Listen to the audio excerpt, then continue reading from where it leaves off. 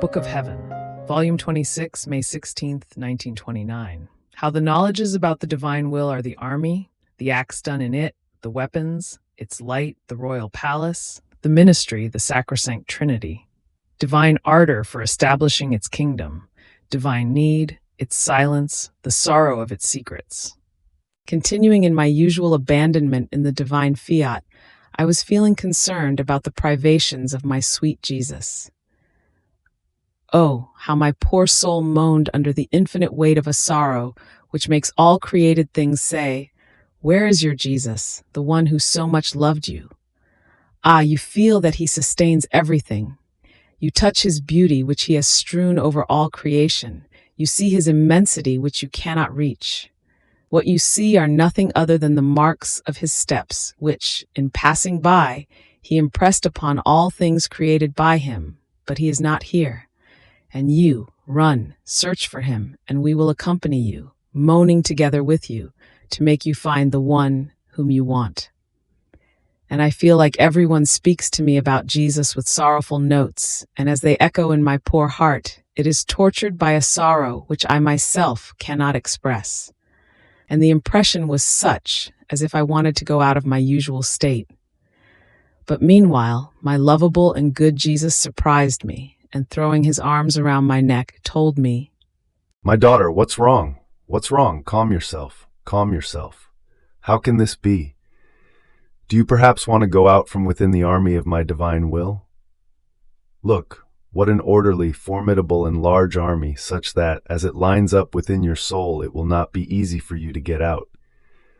But do you know what this army is?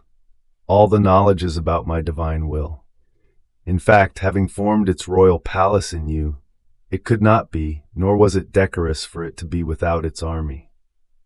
This army we have issued from our divine womb, in order for them to form the cortege, to defend and to all stand at attention, so as to make known to all who our fiat is, their divine king, and how it wants to descend with its whole celestial army into the midst of the peoples in order to fight the human will.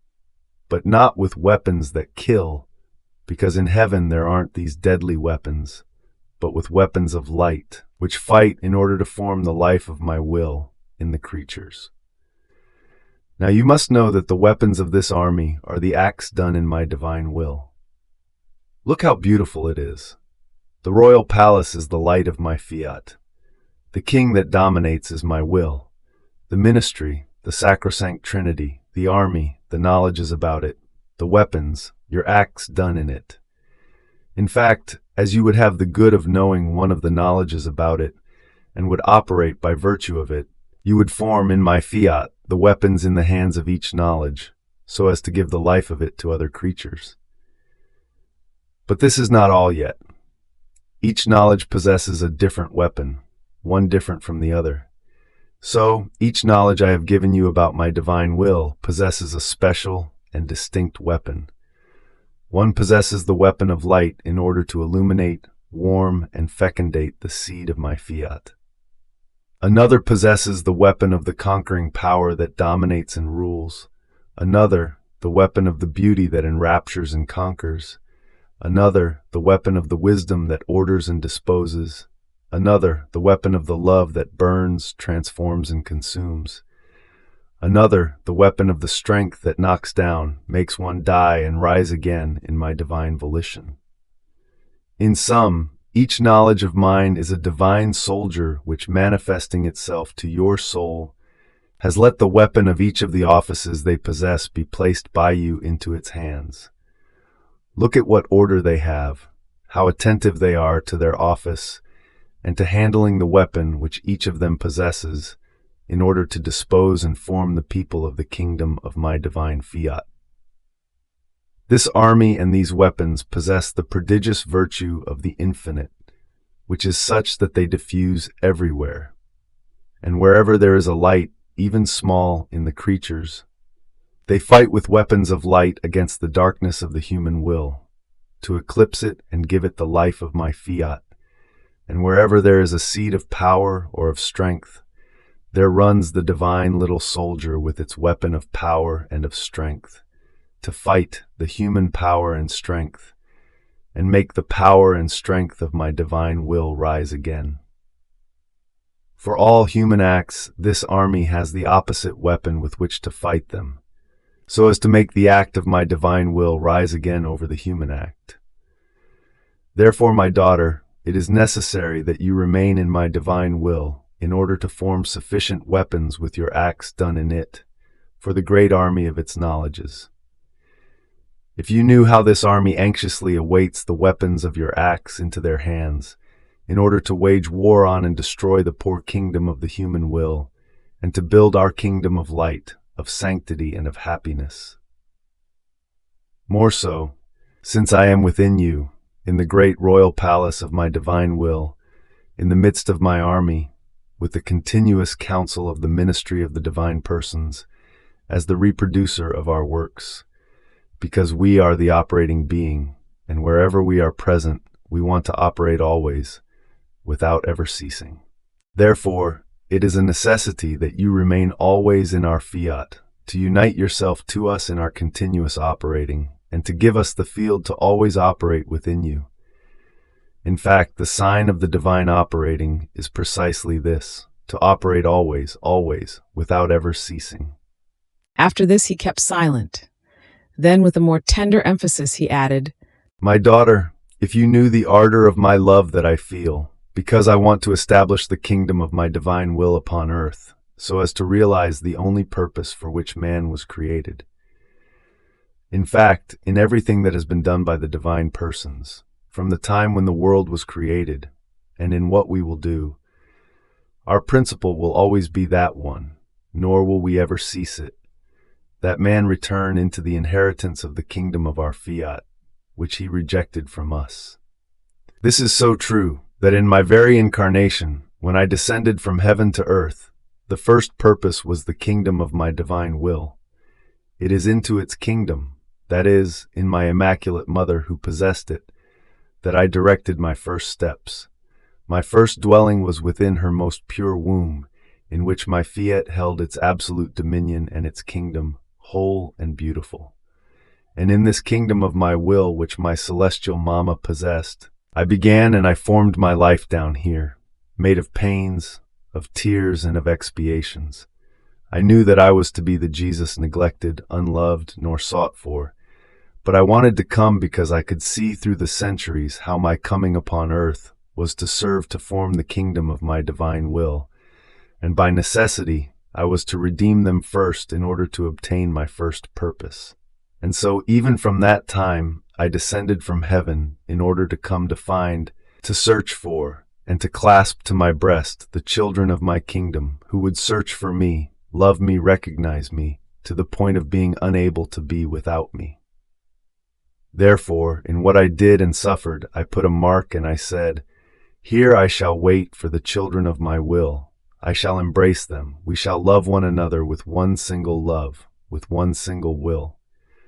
And for love of them, my pains, my tears, my steps, my works, changed for me into refreshment, into joy for my heart drowned with love. My daughter, don't you yourself feel how you cannot be without me? And when in the world they will read these papers, they will remain astounded in hearing of the long chain of my graces, my daily comings, and for such a long time, which I have done with no one else, my long conversations which I have had with you, the many teachings I have given you, and everything that was to serve the kingdom of my divine will. I felt the irresistible need to resume and redo with you all the conversations, to give you the graces and the teachings which I would have given to Adam innocent, had he not rejected the precious inheritance of my fiat. But he broke my speaking and reduced me to silence, and after 6,000 years of silence I felt the extreme need to resume my speaking with the creature. Oh, how painful it was to contain so many secrets within my heart, which I was to confide to her. And it was for her alone that these secrets were kept, not for others, and if you knew how much it cost me to remain silent for such a long time. My heart was suffocated and delirious. It repeated dolefully, Alas, I created man to have someone with whom to speak, but he was to possess my divine will in order to understand me, and because he has rejected it from me, he has rendered me the god taciturn. What sorrow I feel! What suffocated love, which made me faint! And I raved. Therefore, unable to endure any longer, I wanted to break my long silence with you. I snapped it, and from here the necessity of the ardor of my speaking, for so long and so often and repeatedly. And as I pour myself out with you in speaking, I feel as if I were just now giving start to creation. And this is why, in these papers, I am making you write the true reason for creation, what my will is, its infinite value, how one is to live in it, its kingdom, and how it wants to reign to render everyone holy and happy. All will remain surprised in reading these papers and will feel the need for my fiat to live in their midst. The divinity feels an irresistible necessity to complete the work of creation, and it will be completed by the reigning of our divine will in the midst of creatures. What would a creature do after she has made a work with unheard of sacrifices and for a long time? A work which costs her life, a work of incalculable value, and which only lacked one point, one shade, one color, if she cannot complete the work that costs her so much.